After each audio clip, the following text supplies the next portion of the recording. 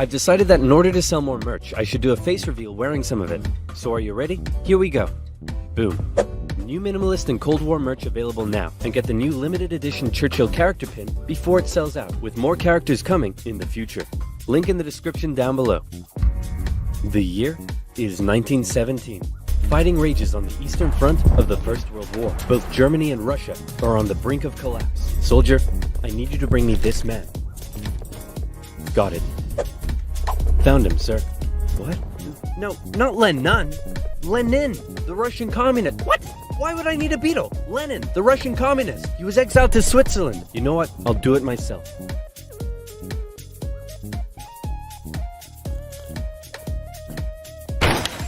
Who wants to start a revolution?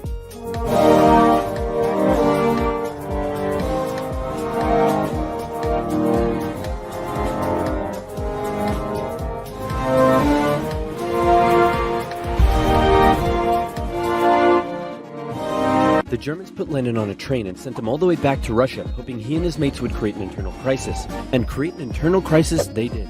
The government was overthrown, and Lenin was in charge. He immediately pulled out of the First World War, made the country communist, started a 3-year-long civil war, got shot, broke the economy, caused a famine, and then he died. On his deathbed he said, "Hey man, tell whoever's in charge of giving people jobs not to let that jerk Stalin become the next leader." By the way, who did I put in charge of giving people jobs? That would be Stalin, sir. Stalin was a rising force in the Communist Party. He still had some opponents, but conveniently, all of them were arrested or disappeared. So that was lucky. And so Stalin took over. He implemented his 5-year plans, which transformed the country from an agriculture-based economy to an industrial one. And like Lenin before him, he reigned with terror. Anyone who dared criticize or oppose him would either be killed or left to rot in the horrendous Soviet work camps. Then a short man with a silly mustache tried to take over the world, punched the Russians all the way to Moscow, and then the Russians, with some help from their faithful ally, the Winter, punched them all the way back to Berlin. At this point, being allies, America, the UK, and the Soviet Union were good chums. They held a couple of conferences near the end of the war to decide what would happen next. Hey Stalin, after all your trials and tribulation, you must be pretty happy to be standing here in Berlin. Tsar Alexander made it all the way to Paris. Hey, just give me a second. Hey man, I think something's up with Stalin. I know, right? What should we do? Shall I tell him about the bomb? Yeah, tell him about the bomb. That will scare him. So, we got this crazy new big A-bomb that can destroy an entire city in one go. Yes, my spies told me already. Oh wait, I meant to act surprised. Wow, that's amazing. He already knew. How? Am I sure I want to send nuclear secrets via unsecure public coffee shop Wi-Fi? Am I ever? Dude, use a VPN.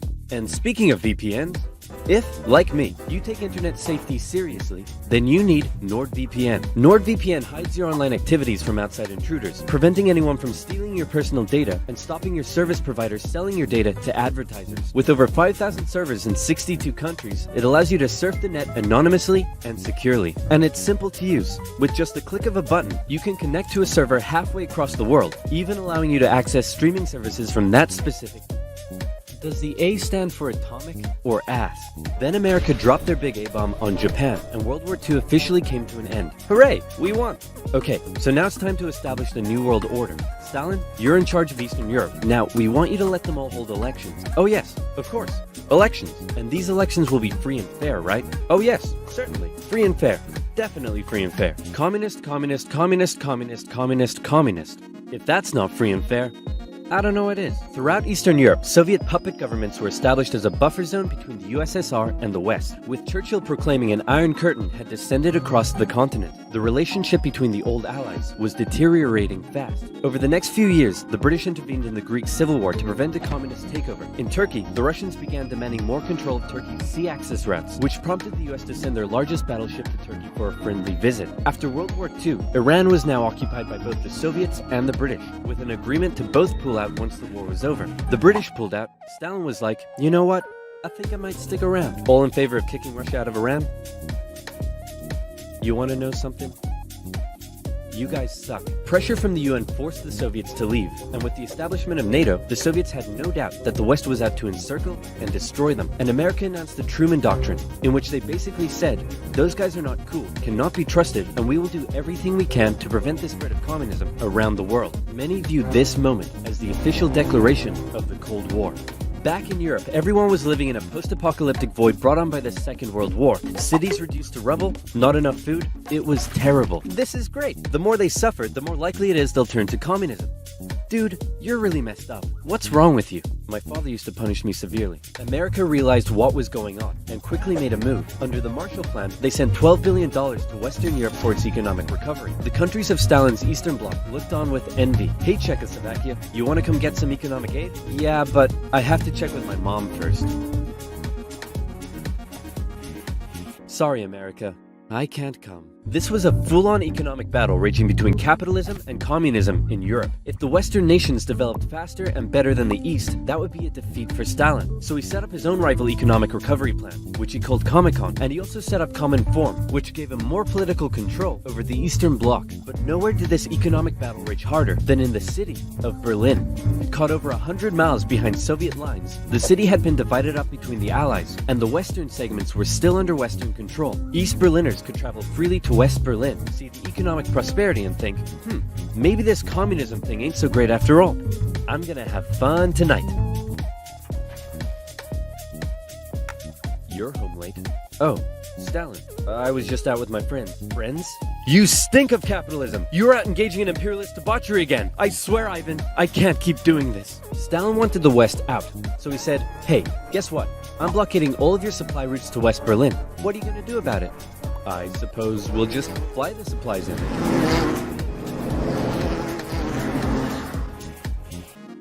Alright, Truman, you win this round. The Berlin airlift was an incredible undertaking and a major success for the Western Allies, and Stalin ended his blockade of West Berlin. His aggressive actions worried the West, but not as much as this did. The Soviet Union had developed their very own atomic bomb. The USA no longer had a nuclear monopoly. The world now knew that if a major war broke out between the two superpowers, it would be more destructive than anyone could imagine. So it was comforting when Stalin came out and said that war between the Soviet Union and the West was unlikely. Oh, wait, inevitable. He said it was inevitable. Hey, you know who I haven't checked in on in a while? My good friend China. Whoa, what happened to you? What happened to them was a full-blown civil war that had been going on since 1927. The People's Liberation Army, under the leadership of Mao Zedong, successfully defeated the Republic of China, who fled to Taiwan. The now communist China and the Soviet Union signed a mutual defense treaty. This was terrible news for the West. But wait, there's more. After the Second World War, Korea was divided along the 38th parallel. In the north, the Soviets set up a communist regime. In the south, America set up an anti-communist regime. Both were led by very sweet-looking old men, but don't let that deceive you. They were both ruthless dictators, and both dreamed of reuniting Korea under their own regime. Now that he had the bomb, Stalin was feeling a little more cocky, and he finally gave Kim permission to attack. The North launched a surprise invasion of the South on June 25, 1950. With Soviet aid, the North Koreans steamrolled through, taking Seoul in just 3 days and replacing one ruthless dictator with another. The UN were freaking out and quickly created an emergency force made up of troops from 16 countries to defend the South. The West still held Busan and made landings at Incheon near Seoul. They pushed the North Koreans out of Seoul, replacing the ruthless dictator that had replaced the first ruthless dictator with the same ruthless dictator that had previously been replaced by the new ruthless dictator. And the West then continued all the way up the Korean peninsula. At this point, China was getting worried that the UN may just keep going. The US had sent this guy to lead the operation. After winning the Pacific theater of World War II, General Douglas MacArthur's head was big and his balls were bigger. He reassured President Truman that there was absolutely no way at all that the Chinese would ever get involved. Meanwhile, 500,000 Chinese troops were crossing into Korea. Nuke 'em. No. Nuke 'em. No. Ah, come on. You're fired. The US considered the nuclear option, but now that the Soviets also had the bomb, they didn't want to risk all-out global destruction. The communists pushed the West right back almost to the exact same spot they had all started from, and they ended up in a stalemate, where they remained until both sides finally agreed to work towards a peace settlement in 2018. Back in America, Americans decided they wanted a new president who would be tough on communism, so they elected famed World War II General Eisenhower, who was really hard to draw. It's 1953. Hey Stalin, how you doing? Oh, he's dead. He had a cerebral hemorrhage, and his reign of terror kinda came back to bite him in the ass, because he had imprisoned all of his best doctors, and those that were left were too terrified to treat him. The new leader, Nikita Khrushchev, called a meeting and said, "Hey guys, you know how Stalin was imprisoning and murdering us all for doing basically nothing? Yeah, he was kind of a jerk. I'm really not sure how this is news to you." Khrushchev went on a campaign of de-Stalinization.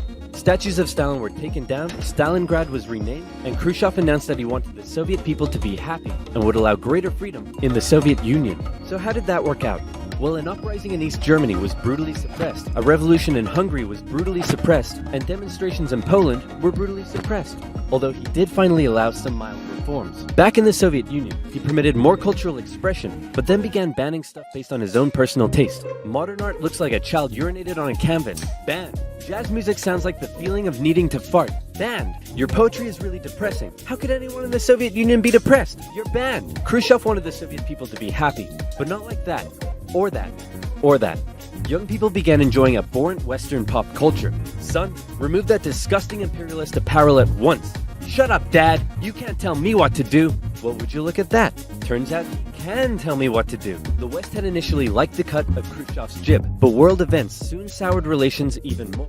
The two sides were spying on each other a whole lot throughout the Cold War. The KGB had spies and informants in nearly every aspect of Western life and government, so much so that whenever the US tried to send spies into the Soviet Union, the KGB were usually ready to arrest them on the spot. Members of the Manhattan Project aided the Soviet Union in acquiring the bomb. Some American officials believed they were on the wrong side. I'll sell you 3 secrets for $5 million. Okay, go ahead. The Allies are digging a tunnel under East Berlin to tap your communications. There's an American agent living at this address in Moscow, and sometimes, when I'm home alone, I like to put on my wife's dresses, sit in the corner, and cry for hours. Very interesting. In America, fear took hold during the Red Scare and the McCarthy trials. American values imploded as fear of communism collided with freedom of thought and expression, and communist kind of became a buzzword thrown around to describe anything people didn't like. Hollywood? Communist. Your next door neighbor's dog? Communist. When the grocery store cashier asks if you need a bag when you clearly can't carry 10 tubs of Baconaise in your hands, communist. But one area in particular where the US had an edge over the Soviet Union was in its espionage technology. In particular, U-2 spy planes flew across Russia carrying out surveillance from the skies. There was a nasty incident in 1960 though, when one was shot down and Khrushchev was furious. Who the hell is this? He's up. A high-altitude weather enthusiast who flew off course. Okay, that sounds plausible. Wait a minute! Why does he have a gun and a poison needle? Because he's a very naughty high-altitude weather enthusiast. But much to America's concern, the Soviet Union appeared to be ahead in the space race. Everyone freaked out when Russia launched the world's first satellite, and then they actually sent a man into space. Even worse, there also appeared to be a missile gap in the Soviets' favor, and Khrushchev was so confident that he even allowed the US to set up a technology exhibit in Moscow, attended by a certain Vice President Richard Nixon. Check this out. We have color TV. Yes, but we've been to space and can obliterate you with our massive nuclear arsenal. Check out this vegetable peeler. Tensions increased further when both sides upgraded their atomic bombs to hydrogen bombs, and after West Germany was allowed to join NATO in 1955, Khrushchev set up the Defensive Warsaw Pact, strengthening the military ties between the Soviet Union and its satellite states. In 1960, Americans decided they wanted a new president who would be tough on communism, so they elected John F. Kennedy. The Soviet Union was advancing its technology, but it was also bleeding its coffers dry, and all of the money was going towards the military, not the people. Life under communism was still as hard as ever, and Berlin remained a thorn in the Soviet side. The contrast between the economically prosperous West and the struggling East was clearer day by day, and East Berliners were still able to freely travel to the West. Now, many of them were deciding to stay there. Millions defected to West Germany via West Berlin, causing Eastern factories to lose workers and taking a heavy toll on the economy. Soviet leaders decided this couldn't continue any longer. First, Khrushchev tried this: leave West Berlin, or else. Or else what? Or else, I'll be really mad at you. Yeah, no, we're gonna stay. Listen, man, West Berlin is ours, East Berlin is yours. That's just how it is. Kennedy felt pretty good about his show of American resolve. But wait a second, did you catch that? Let's replay it. East Berlin is yours. Uh-oh, Kennedy just told Khrushchev that the USA wouldn't interfere in what the Soviets did with their section of Berlin, so Khrushchev came up with a new idea. We're gonna build a wall, and it's gonna be a big, beautiful wall, and it's gonna keep out all the Mexicans. No, sir, that's wrong, it's gonna keep in these Berliners. Oh, sorry. It's gonna keep in all the Mexicans.